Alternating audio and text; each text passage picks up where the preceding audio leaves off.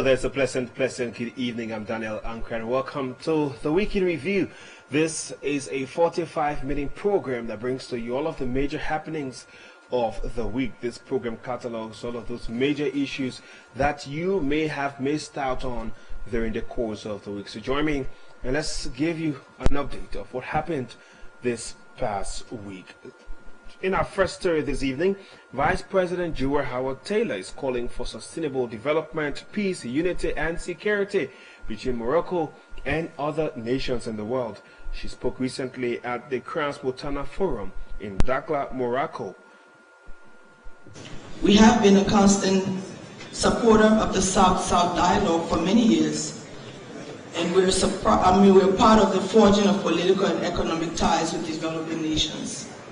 From a regional perspective, the South-South cooperation is a major tool for political consolidation, peace and security, and investment and trade.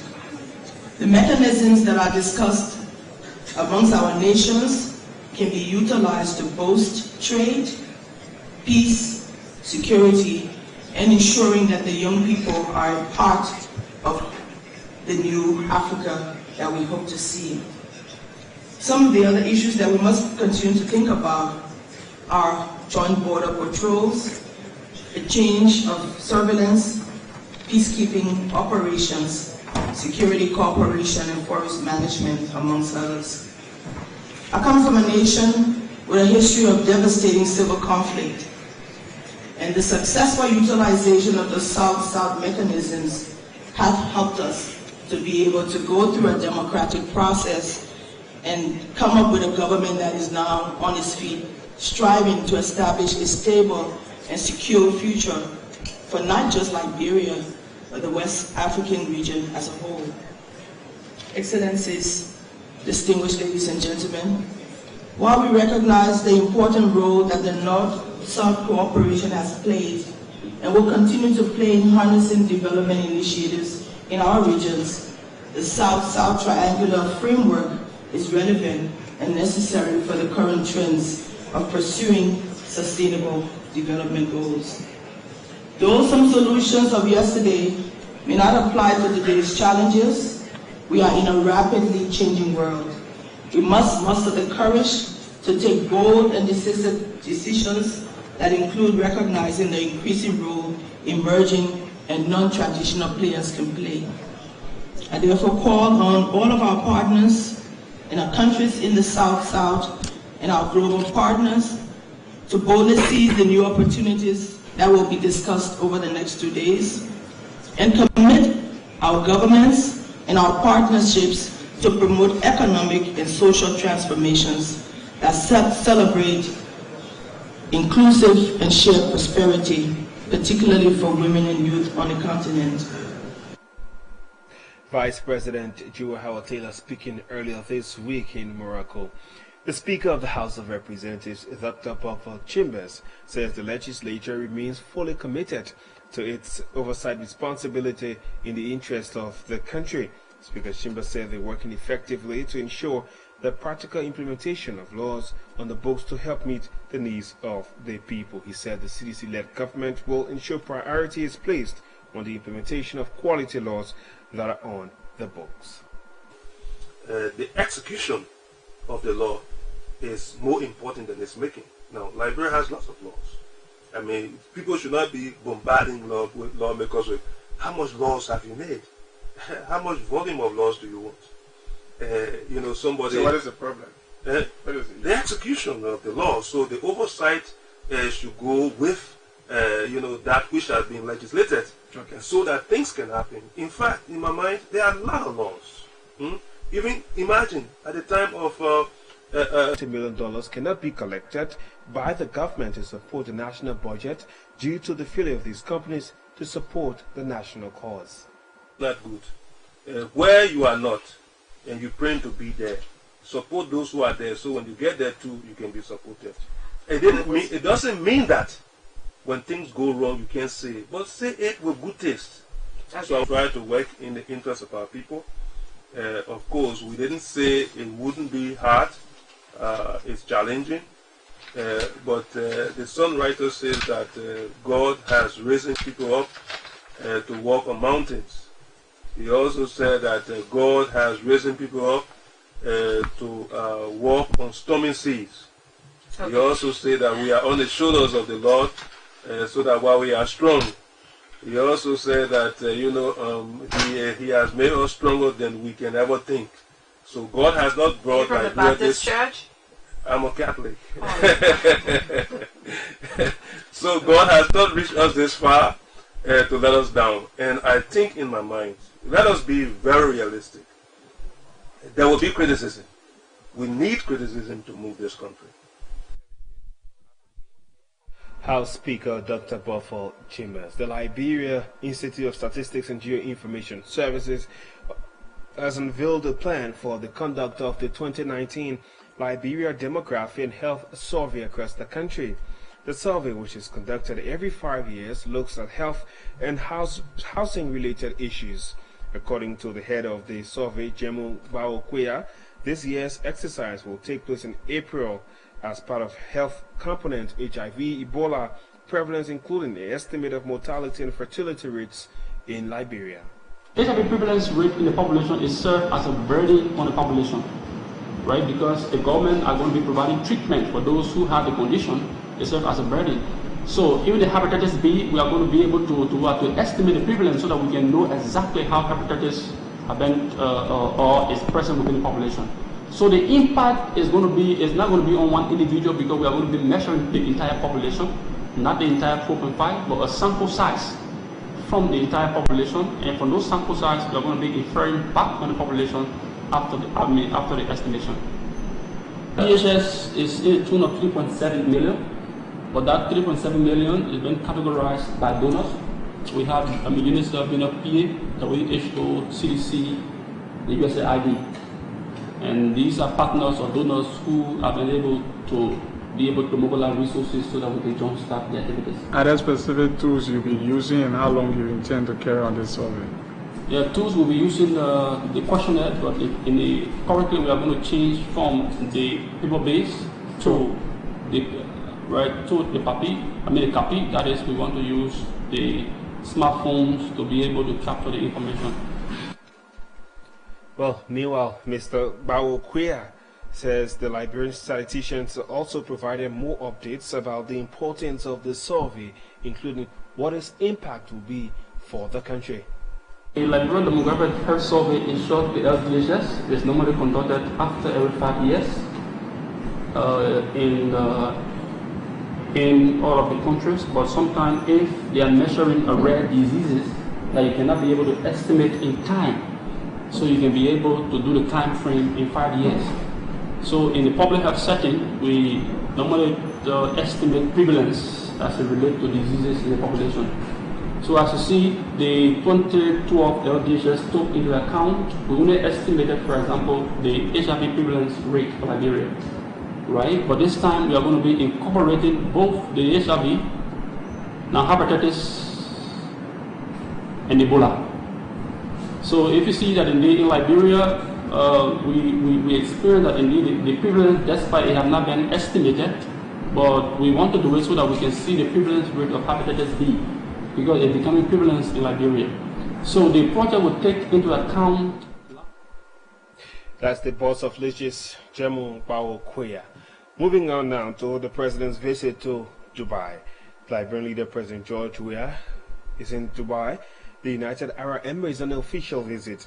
The president delegation arrived Tuesday of this week and began holding series of discussions aimed at sourcing support for the government's pro-poor agenda.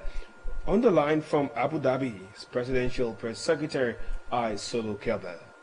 He arrived this morning, 7:30, and the president has hit the ground running. He has been holding meetings, and one of those he met is Sultan Ahmed Al-Shabat.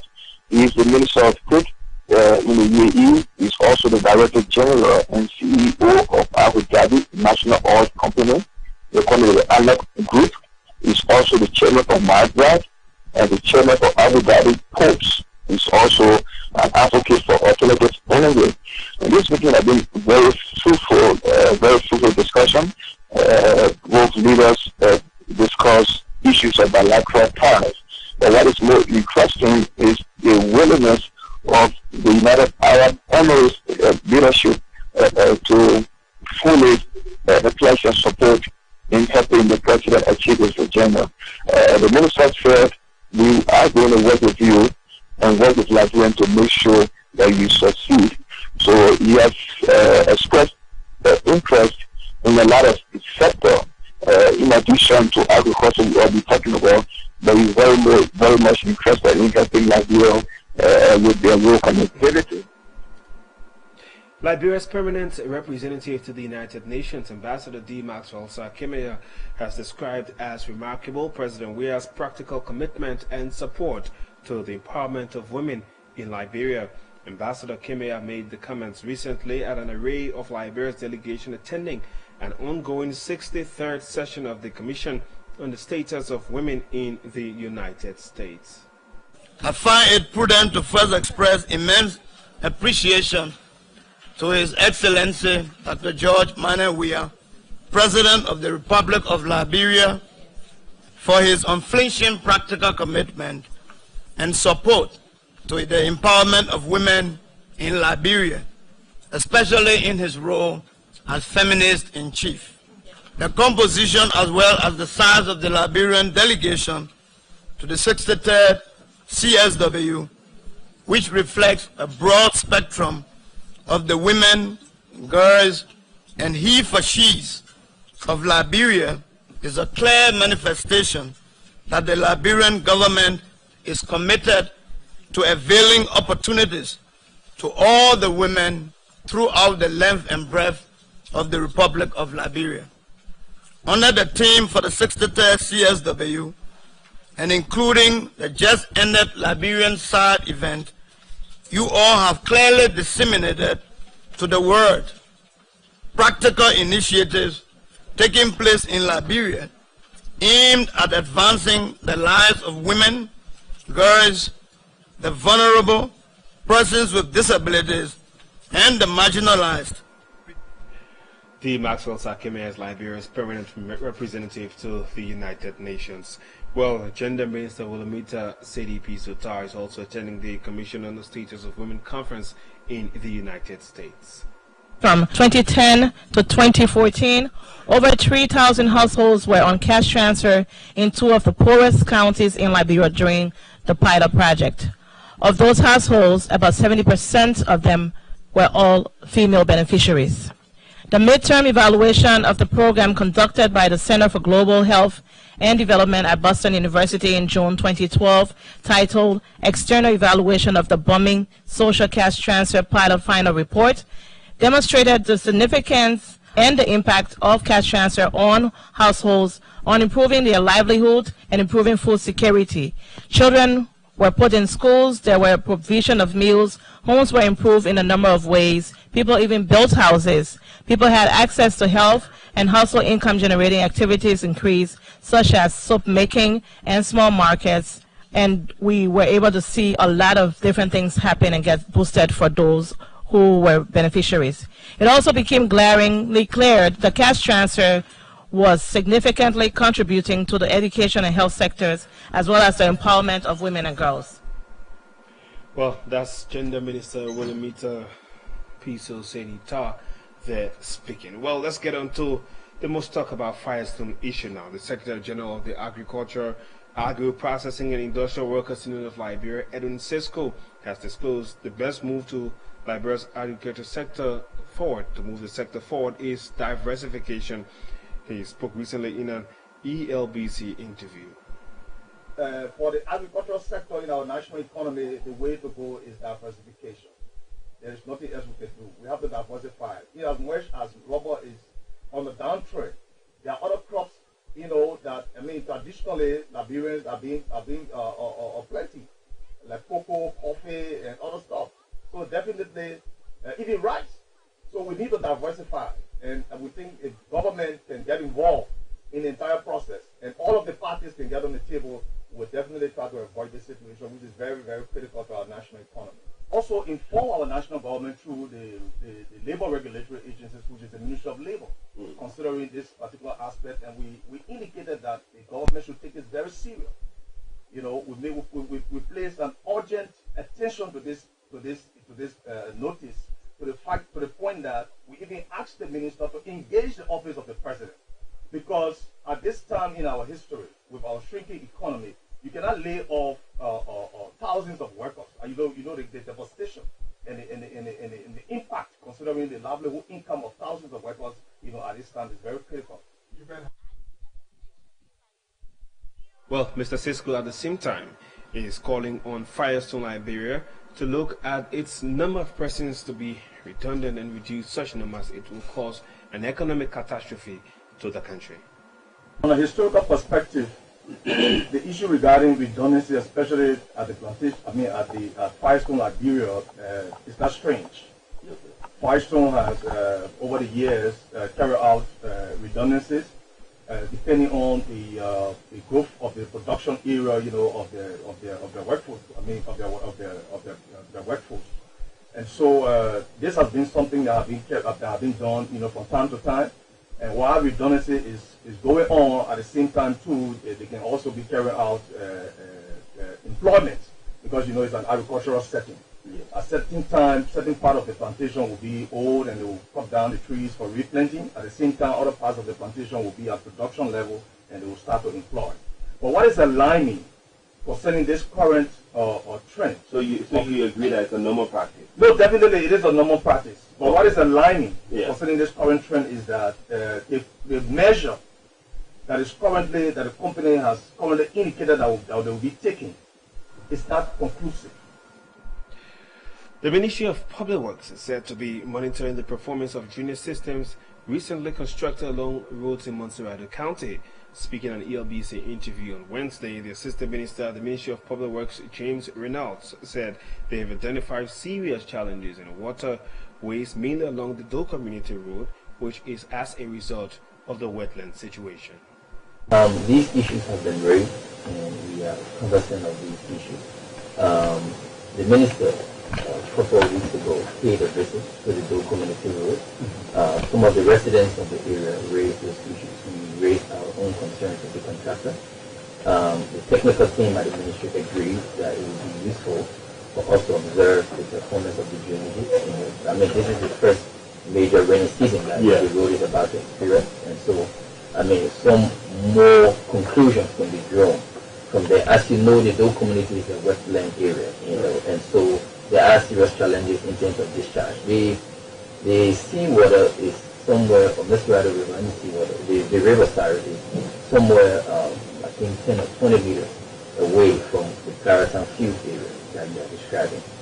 So you can imagine that most of the people in the periphery of that area will be in a sort of the mouth of the river. So we are aware of this, and we went there, we observed it. We decided on some ways to mitigate the problem, as well as ensuring that as it performs during the rainy season, it gives us a better understanding of what we needed to do. So those things have been certainly considered. The consultant also, and based on recommendations, in ways we can improve the drainage performance. And so Meanwhile, Assistant Minister Reynolds says massive progress is in the making for the government to execute what it calls chip sealing roads in some parts of the country. The minister has been explaining what chip sealing roads are meant for. What we do with chip seal is a law. We construct a pavement, we pave these roads, we do the surveys and put in some crushed aggregates and then pave the road, but we don't use the normal asphalt. There's a mixture of chippings or crushed rock and bitumen that we use to seal the top of the road rather than the usual asphalt. And that allows for a lower cost of construction, and also is very effective in terms of for areas where there are lower traffic volume. So the government started to look at these things for non-primary roads. Primary roads are those that connect our main county capitals, and they have higher traffic volume. So what sort of last spend of the budget? The test results that come in so far, and the information we know. chip seal is not new to engineers. It's something that's been done in Ghana, in Angola, and so many other countries in the U.S. as well. The road normally goes, the average lifespan of the road is between 10 to 15 years. And usually maintenance is done after about 6 to 7 years, especially when it's done properly. The most effective thing about it is that it's quite easy to construct, once you gather the equipment and you gather the skills, you can do it much faster than. The Ministry of Public Works says equipment for the installation of a new bridge connecting Riverside County to other counties in the southeast is in the country. This bridge is called the Timber River Bridge. According to the Assistant Public Works Minister for Planning and Programs, James Reynolds, currently they've created a detour until the bridge is fixed. They completed the center pier for that bridge, and we realized that going into the rainy season when the bridge is delaunched, that bridge serves as a major corridor, for residents in the area and even for conduit, people transmitting hospital supplies, logistics, it's a livelihood, and it cannot just be completely, discontinued for an extensive period of time. So we had a meeting with the contractor, and we agreed that we do a temporary bypass whilst the village bridge is delaunched and a new bridge is launched to replace that. I also just want to emphasize that the new bridge that is needed to be installed is already in country. We've had a new bridge in country for some time, and the contractor is quite prepared to do the delaunching and the relaunching of the new bridge. So we are currently on course with constructing a detour. Within a week or two, we expect that detour will be started and probably. Well, for the first time in Liberia, the West African Blue Oceans Conference has taken place. The conference, which officially opened on Wednesday of this week, brought together participants from across Liberia and other parts of the world. But what really is it all about? Sokwe Beslo-Kone has got a report for us. For the first time ever, Liberia is hosting the Blue Oceans Conference, an environmental and marine conference in West Africa, representing a historic moment for the country. The conference provides a stage to identify areas of sustainable management of Liberia's ecosystem. It began on Monday, March 18, 2019, and was officially launched on Wednesday, March 20 in Monrovia. Mr. Jesler Murray is Liberia's Minister of Mines and Energy. He spoke at the opening of the conference. We must share best practices and experiences. Most solutions are local, but many have broader relevance. Liberia has a critical role to play, judging from its rich maritime history. We are committed to providing integrated, coordinated support for the implementation of relevant agreements on the ocean. Also speaking was the Deputy Director General of the National Fisheries and Aquaculture Authority, NAFA, Mr. Augustine Manombala. We need a call to action to muster a collective approach from all sector agencies in mitigating these challenges, which might have serious impact on the sustainability of the fishery resources and health of our ocean. For their parts, the head of Development Cooperation at the Swedish Embassy, Elizabeth Harleman, and the country representative of Conservation International, Jessica Donovan Allen, pledged their organization's support to the Liberian government. Today, there are also a growing number of examples of how unsustainable marine resources use can lead to violations of people's right to life, health, and safety. This is why investments in environmental sustainability, including sustainable marine use, is a prerequisite for poverty reduction. Many thanks to Sokwe Beslo-Kone for that report. The government of Liberia is calling on Firestone's management to halt its redundancy plan. Recently, Firestone management announced a redundancy plan of 800 workers during the second quarter of 2019. But in its official position statement, the government has proposed a negotiation settlement. Here's Deputy Information Minister for Public Affairs, Eugene Fagon. During the discussions, the government requested a negotiated settlement that will prevent or delay the planned layoffs. The government proposed to work with Firestone to address concerns about its current business model. In response, the management of Firestone informed the government that the company has incurred losses of around USD 20 million annually for the past 10 or more years, and is at the point where the situation can no longer be sustained. The management clarified that the layoffs will actually affect 600 people, as the other 200 workers are normal retirees. The company further informed the government that 200 of the affected employees work at the Rubberwood plant, which has been shutting down in the past several years because the USD 16 billion it invested in the plant has not proven viable for the company. As a result, the company plans to sell the business or shut it down totally. The management agreed to remain engaged with the government on different options the GOL is proposing. Well, the President of the Republic of Liberia, His Excellency George Weah, will shortly arrive in the country from Dubai. But Deputy Information Minister Eugene Fagon has been given an update as to the President's visit to Dubai. The President arrived in the UAE on Tuesday, March 19, 2019, to a colorful and exciting reception from authorities of the country, including the Crown Prince of Abu Dhabi and the Deputy Supreme Commander of the UAE Armed Forces, His Highness Sheikh Mohammed bin Zayed Al Nahyan. The UAE leaders, at the end of the meeting with President Weah, immediately set up a technical working group comprising civil engineers, agricultural experts, and other technocrats mandated to travel to Liberia for an assessment and to conclude final arrangements for immediate direct investment. We are pleased to announce that the team is expected to travel to Monrovia as early as April 2019. So that's some good news. The Director General of the National Fisheries and Aquaculture Authority, NAFA, Director General Emma Glasgow, is currently visiting the World Bank headquarters in Washington, D.C., and has held fruitful discussions with authorities of the World Bank in continuation of the West African Regional Fisheries Project WAP in Liberia.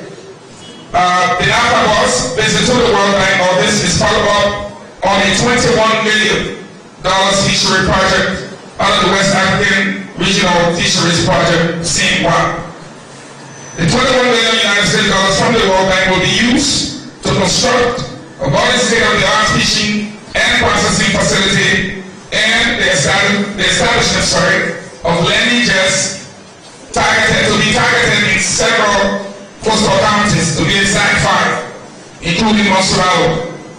Additionally, the project is in continuation of the first phase of the West African Regional Fisheries Project 1.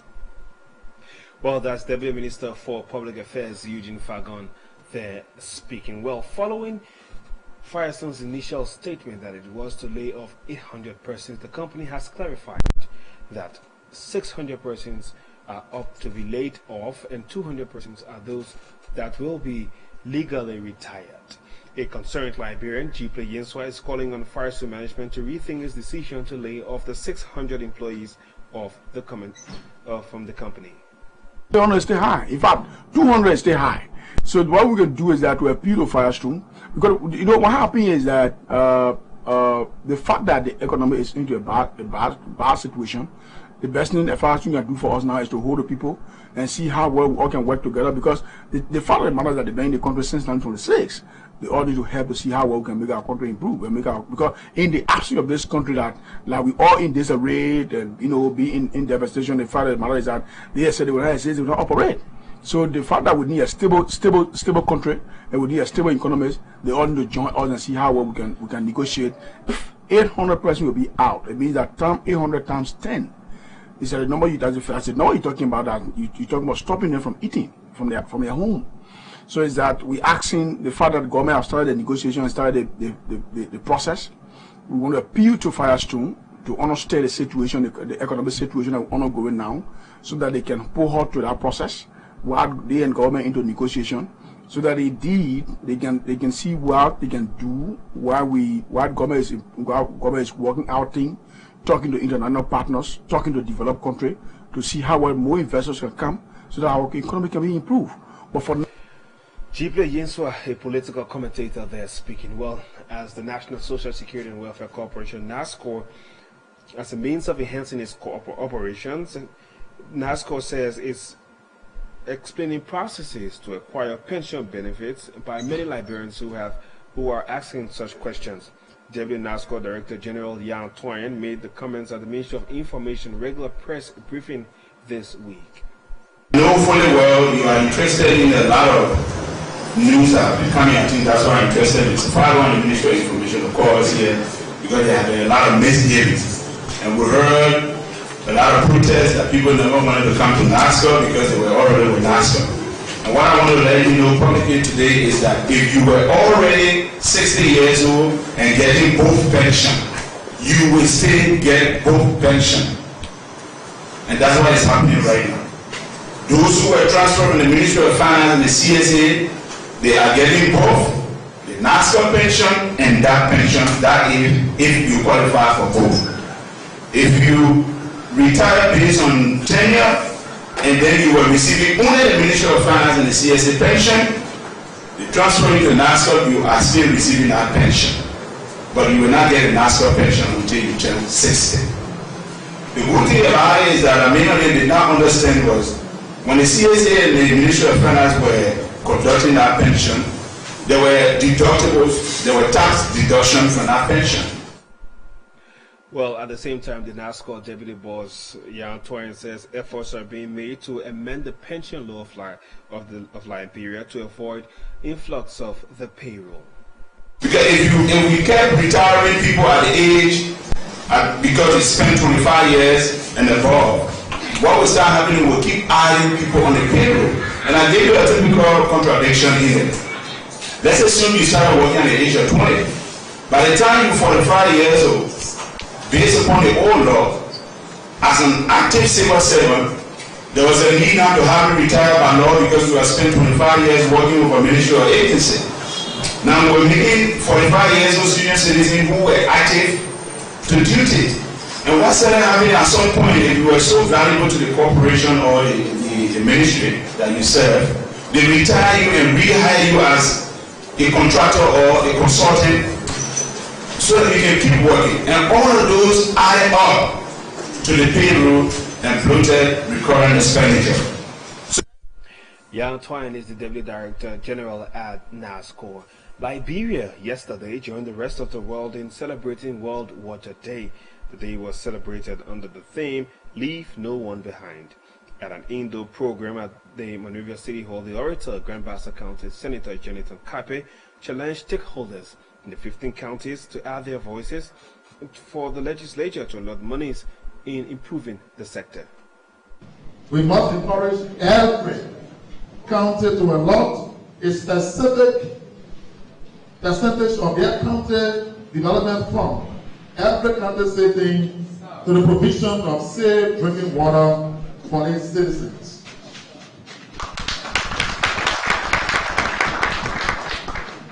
These are some practical steps we need to venture as the government to ensure that we uphold the right to safe drinking water for our people.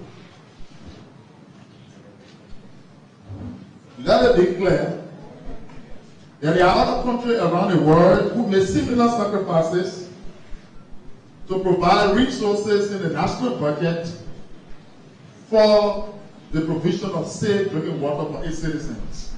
In another section, Mr. Minister, I'll elaborate on the lower section. And so we call on the water sector as we move towards the acceptance of this expected budget, that the necessary program budget that will facilitate government efforts to provide the necessary resources for your operation will be brought to the legislature.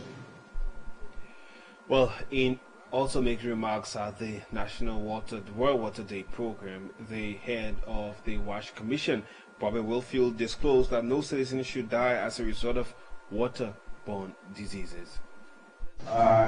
Liberia is a water-rich country, yes. We've got pretty close to 76% water coverage, yes, but we still have to make a lot more effort in up to that number, and a lot of commitment is going into it. But I want to start with enjoying every one of you actually asking all of our sector actors to participate in the event tomorrow in observance of World Water Day. This is very important. It's meant to shed light on the challenges faced across the globe in terms of safe drinking water to humanity. In terms of safe drinking water to humanity, the statistic is very alarming. 2.1 billion people across the world don't have access to safe drinking water. In Liberia, in some villages, it will be 100% of our people in those villages that we are speaking about. The chairman of the board of directors of the Forestry Development Authority, Harrison Conway, is calling on every humankind to take the responsibility of protecting the environment for the good of conserving. Speaking at the celebration of International Day of the Forest, Mr. Conway challenged rubber farmers to develop a new and productive means of cultivating rubber without hampering the forest. So all of us who live on this planet Earth have to take root and start to play our respective roles to conserve the environment.